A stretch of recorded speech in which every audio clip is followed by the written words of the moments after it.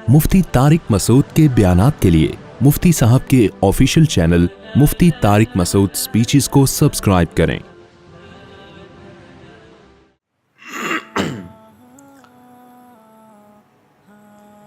दो किस्म की सोसाइटी में ख़राबियाँ आती हैं। एक ख़राबी कहलाती है अक़ीदे और नज़रिए की ख़राबी, और एक ख़राबी कहलाती है अमली ख़राबी, अमल में इंसान ख़राब हो। इन दोनों किस्म की ख़राबियों की इस्लाह को इस्लाह कहा जाता है, तज़किया कहा जाता है।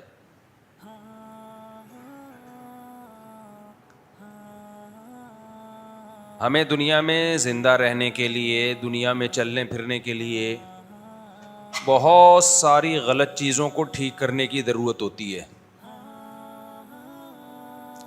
बॉडी को सही रखने की हमें ज़रूरत पड़ती है। इसके लिए हमें हकीमों से, डॉक्टरों से, माहिरीन अमराज से हिदायत लेनी पड़ती हैं। खुद से आप अपनी बॉडी को ठीक नहीं रख सकते।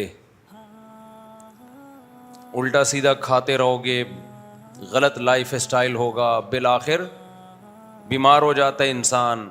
20 किस्म की बीमारियां लाहिक हो जाती हैं। तो जब तक डॉक्टरों से या कोई माहिर हकीमों की हिदायत आप नहीं लोगे, इस ज़माने में आपके लिए अपने आप को सेहतमंद रखना मुमकिन नहीं होगा। और कमाल की बात यह है कि जैसे जैसे क़यामत करीब आ रही है, इंसान मादी एतबार से भी सीधे रास्ते से हट रहा है और रूहानी एतबार से भी सीधे रास्ते से हट रहा है। दोनों किस्म की खराबियां आ रही हैं। रूहानी एतबार से सीधे रास्ते से हटना तो समझ में आता है कि पैगंबरों से फासला हमारा बढ़ रहा है। भाई जितना नबी सल्लल्लाहु अलैहि वसल्लम से हम दूर होते चले जाएंगे ज़माने के लिहाज से, तो नबूवत की तालीमात के असरात भी कम होते चले जाएंगे। सहाबा ने नबी को देखा, ताबईन ने सहाबा को, उनका रूहानी तौर पे गुमराह होने का ख़तरा कम था। हम तो 1400 साल के बाद पैदा हुए हैं, हमारा ख़तरा ज़्यादा है। फासला बहुत हो गया ना। तो मज़हबी लिहाज से सोसाइटी में ख़राबी का आना इतना बुरा नहीं है। मादी एतबार से सोसाइटी में ख़राबी का आना ये समझ से बालातर है। इसकी मैं अभी वजह बयान करूँगा आप।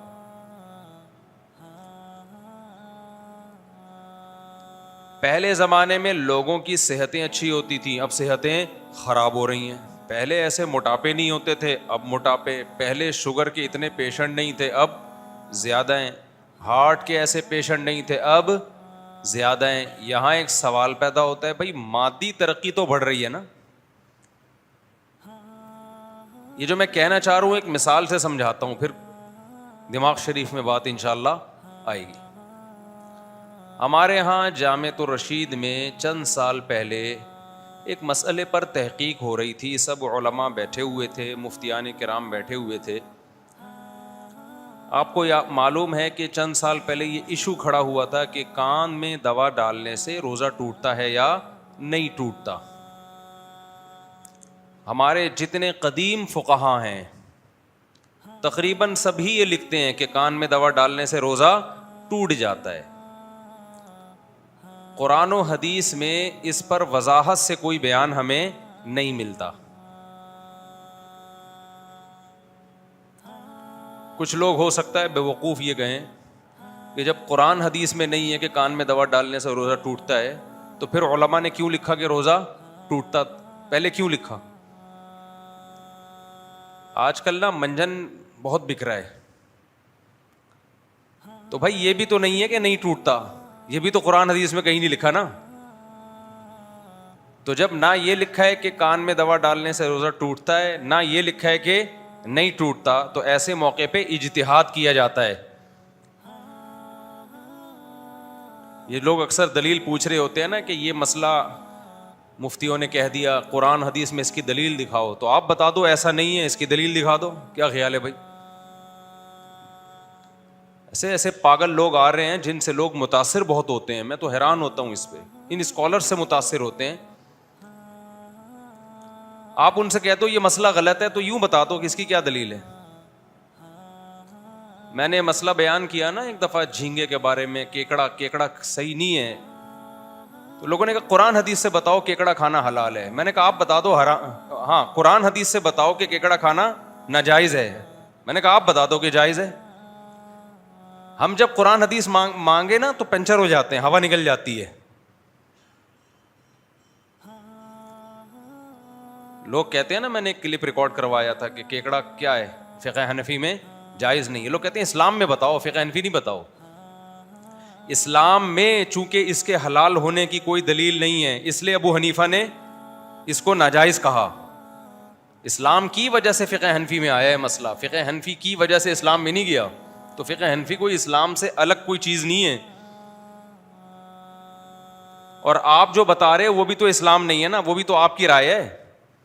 کیونکہ اسلام تو اس بارے میں, کیکڑے کے بارے میں کیا ہے, لفظ کیکڑے کے بارے میں خاموش ہے. جب خاموش ہے تو پھر دیگر دلائل دیکھے جاتے ہیں کہ اس سے کیا پتہ چل رہا ہے حلال والے زیادہ ہیں یا حرام والے زیادہ ہیں. اپنی رائے کو اسلام کہتے ہیں, ابو حنیفہ کی رائے کو حنفی فقہ کہتے ہیں یہ لوگ, اور اسلام کے مقابلے میں لاتے ہیں. تو آپ کی بھی تحقیق اگر قرآن و حدیث سے ہے, ابو حنیفہ کی بھی قرآن و حدیث سے ہے, تو دونوں اسلام ہیں. صحیح بات یہ ہے کہ اس میں صحیح والا کون سا ہے. تو ابو حنیفہ کی رائے میں غلطی کا امکان کم ہے, آپ کی رائے میں غلطی کا امکان زیادہ ہے. یوں تعبیر ہونی چاہیے. تو جو بولا کرے نا, ہم پہ اعتراض کرے یہ لوگ کیکڑا نہیں کھاتے, کہتے ہیں کہ اس کے حالانکہ حلال و حرام کرنا تو صرف اللہ کا کام ہے. آج کل ایسے کلپ آ رہے ہیں, مفتیوں نے کیکڑے کو حرام کر دیا, حالانکہ حلال حرام کرنا کس کا کام ہے, اللہ کا. تو ان سے بولو حلال کرنا بھی اللہ کا, حرام کرنا بھی اللہ کا. اگر آپ کہتے ہو کیکڑے کے بارے میں حرام ہونے پر کوئی حدیث نہیں ہے, تو آپ حلال ہونے پر دکھا دو, حلال ہونے پر بھی تو نہیں ہے. اب یہاں اجتہاد ہوگا, پھر جب اجتہاد ہوتا ہے تو فقہا کا اختلاف بھی ہوتا ہے, اور پھر تقلید ہی کرنی پڑتی ہے. آپ کرتے تقلید ہو اپنے مولویوں کی, لیبل لگاتے ہو محقق ہیں, ہم قرآن حدیث کو مانتے ہیں, یہ جھوٹ بول رہے ہو, یہ منجن کسی اور کے سامنے بیچا کرو جا کے. میرا موضوع ہٹ جاتا ہے کیونکہ اس کی فضول چیزیں بہت آ رہی ہیں مارکیٹ میں. سیدھا سیدھا بولو بھائی میں امام شافعی کو فالو کرتا ہوں, میں کیا, میں جاہل ہوں, میں امام شافعی کو فالو کرتا ہوں, پھر ہر مسئلے میں انہی کو فالو کرتا ہوں. یہ نہیں کہ کیکڑا کھانے کے لیے شافعی بنتا ہوں اور جہاں کوئی آسانی نظر آئے تو حنفی بن جاتا ہوں. ہم کبھی شافعیوں پہ اعتراض نہیں کرتے. وہ کہتے ہیں بھائی ہمارے پاس علم کامل نہیں ہے, ہم امام شافعی کو فالو کرتے ہیں, اہل سنت والجماعت کے امام ہیں یار, ان کی تحقیق ہے, تو پھر ہر چیز میں انہی کو فالو کرتے ہیں. یہ نہیں ہوتا کہ بغیر ولی کے لڑکی نے جب گھر سے بھاگنا ہو تو پھر حنفی کو فالو کرے گی, اور کیکڑا کھانا ہو تو کس کو. میرے پاس ایسے اہل حدیث کے فون آئے ہیں, کیکڑا کھانے کے لیے اہل حدیث ہیں, لڑکی سے ابا کی مرضی کے بغیر شادی کرنے کے لیے فقہ حنفی سے فتویٰ لے رہے ہیں. یہ مذاق بنا رہے ہیں دین کو, اور کچھ بھی نہیں ہے. باقی جو کہتا ہے نا سمندر کی ہر مخلوق حلال ہے, حرام ہونے کی کوئی دلیل نہیں ہے اس سے, اور پانی کی ہر مخلوق, تو کیکڑا پانی میں بھی رہتا ہے اور خشکی میں بھی, مگرمچھ پانی میں بھی رہتا ہے اور خشکی میں بھی, کچھوا پانی میں بھی رہتا ہے اور خشکی میں بھی, تو پھر کیکڑا حلال نہیں ہے, پھر کچھوا اور مگرمچھ بھی حلال ہے, اس کے انڈے بھی کھایا کرو. اس لیے جس نے ابو حنیفہ کو پڑھا ہے نا, خدا کی قسم گہرائی میں جا کے وہ کہے گا ابو حنیفہ نے واقعی قرآن و سنت کو بہت ڈیپتھ میں جا کے ایکسپلین کیا امت کے سامنے. یہ لوگ ہم سے ابو حنیفہ چھڑوا کے کہتے ہیں ہم نبی کے پہ آ جاؤ. ہمیں پتہ ہے نبی کی, یہ ابو حنیفہ چھڑوا کے نبی پہ نہیں لا رہے, یہ ابو حنیفہ چھڑوا کے اپنی رائے پہ لے کر آ رہے ہیں, اس کو نبی کی رائے قرار دے رہے ہیں کہ جو ہمیں جو سمجھ میں آ رہا ہے وہ نبی کے. ابو حنیفہ جو تھے وہ نبی کو نہیں سمجھا انہوں نے. اٹھا کر پھینک دو باہر گلی میں, نئی تہذیب کے انڈے ہیں بیڈ کو گندے کو انگلش میں ڈرٹی, تھوڑا انگلش کا تڑکا, شعر پرانا ہو گیا نا. اٹھا کر پھینک دو باہر گلی میں, اٹھا کر پھینک دو باہر اسٹریٹ میں, نیو تہذیب کے انڈے ہیں ڈرٹی. یہ شعر پرانا ہو گیا تو تھوڑا میں نے ٹیسٹ چینج کیا اس کا.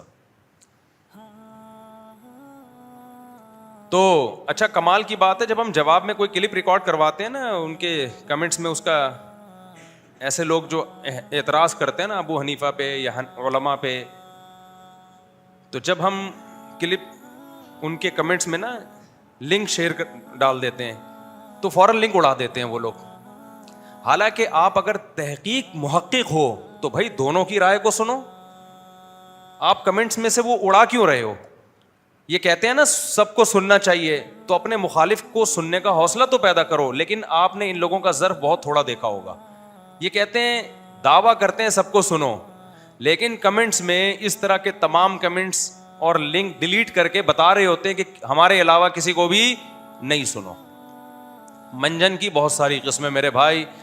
جیسے منجن قرآن و سنت کے نام پہ بیچا جاتا ہے نا، ایسے ہی منجن یہ کہہ کے بھی بیچا جاتا ہے کہ دوسرا منجن بیچ رہا ہے. دوسروں پہ منجن بیچنے کا الزام لگا کے بھی اپنا منجن ٹائٹ طریقے سے بیچا جاتا ہے. ہم اپنے ٹاپک کی طرف آتے ہیں. کیا ہم ساس بہو کے جھگڑے لے کے بیٹھ گئے؟ تو ہر شاخ پہ الو بیٹھا ہے، انجام گلستان کیا ہوگا. ہر شاخ پہ، ہر چینل پہ ایک الو بیٹھا ہوا ہے جو کہہ رہا ہے کہ میں ہوں جو قرآن و حدیث کو بتاؤں گا.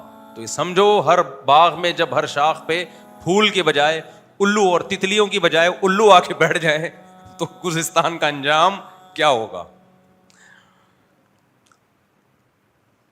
تو ہم یہ لے کے چل رہے تھے میرے بھائی، جو قدیم فقہاء ہیں میرے بھائی وہی ٹھیک ہیں. تو میں وہ واقعہ بیان کر رہا تھا، جامعۃ الرشید میں مجلس سے تحقیق ہو رہی تھی. تقریباً تمام قدیم فقہاء نے یہ بات لکھی کہ کان میں دوا ڈالنے سے روزہ ٹوٹ جاتا ہے، کیونکہ یہ مسئلہ قرآن و حدیث میں صراحتاً مذکور نہیں ہے. جب مذکور نہیں ہے تو اجتہاد کیا.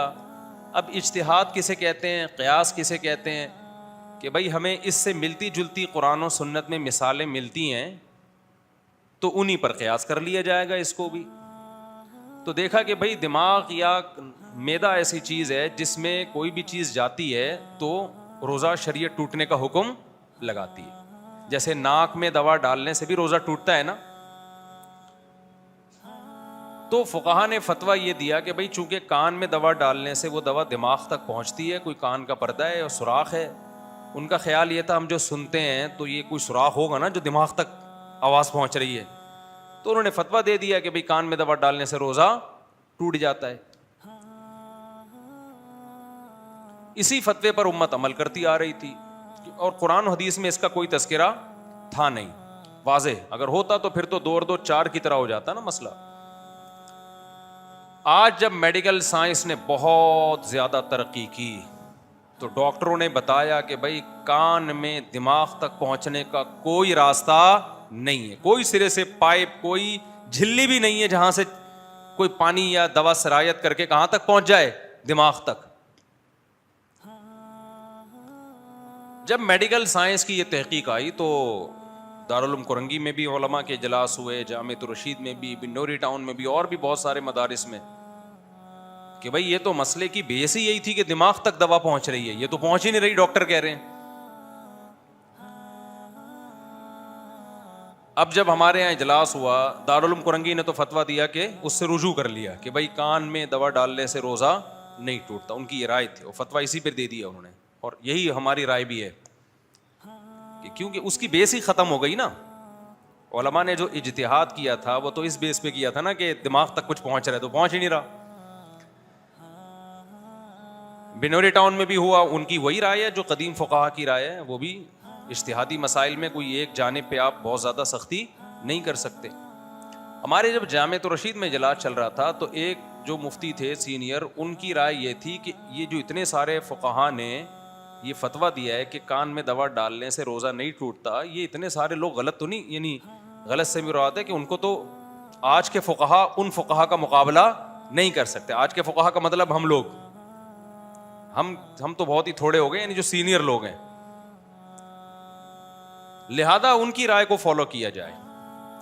ایک اور بڑے مفتی ہیں ہمارے ہیں، انہوں نے بڑی بہترین بات کی. انہوں نے کہا جیسے آج کے فقہا ان فقہا کے برابر نہیں ہو سکتے ذہانت میں، تفقہ میں، لیکن اس زمانے کے طبیب آج کے طبیبوں کے برابر، آج کے ڈاکٹروں کے برابر نہیں ہو سکتے. آج میڈیکل سائنس بہت ترقی کر چکی ہے، تو ہم جو اس فتوے سے رجوع کر رہے ہیں اس کی بیس یہ نہیں ہے کہ ان علماء کو ہم غلط کہہ رہے ہیں، قدیم فقہا کو، کہ ان کو نہیں پتا تھا، بلکہ ان حکیموں کو ہم غلط کہہ رہے ہیں کہ ان کو نہیں پتا تھا، وہ سمجھتے تھے کہ کان سے دوا پہنچ جاتی ہے دماغ تک.